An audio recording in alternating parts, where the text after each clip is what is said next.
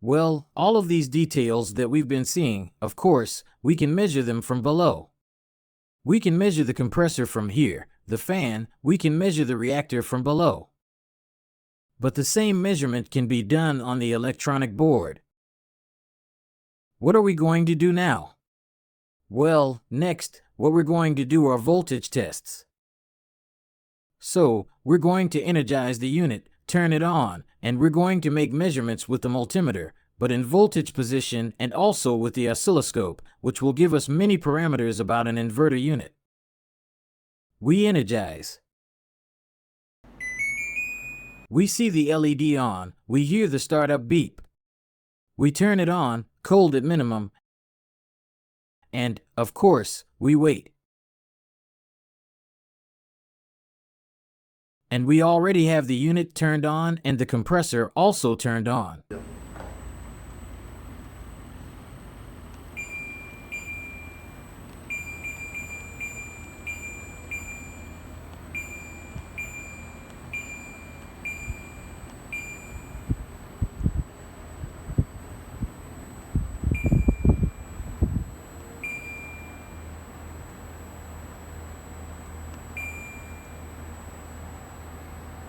Muy bien. Bueno. Very well. Something we can measure is, for example, the input voltage. It is essential that the input voltage is within the correct ranges. This is the cause of most low voltage errors. The low voltage really. We're going to check it and we see that we have 204. The voltage is down here. If we had 10 volts less, the unit would already give us a low voltage error. What else are we going to measure? DC voltage in the capacitors. With great care, please, these measurements. The voltage is at 250. It is quite low due to the fact that the motor is running quite hard and that I have low voltage at the input. But for the team it is acceptable. It still starts it up and makes it work. What happens if I measure voltage in the IPM area? Well, if I look at the voltage between U, V, W, the values that it is going to give me on the screen are strange values. Let's look.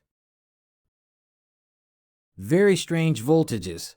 129 millivolts, volts. They are very rare voltages and variations. There is no possibility of measuring with a multimeter in the compressor output area. But we have test and measurement points in the low voltage areas.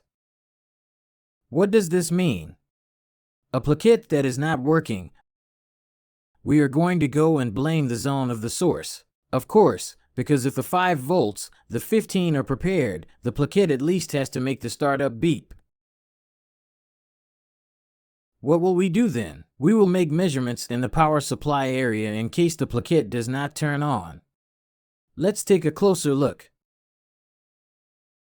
See that we have output from the 7805.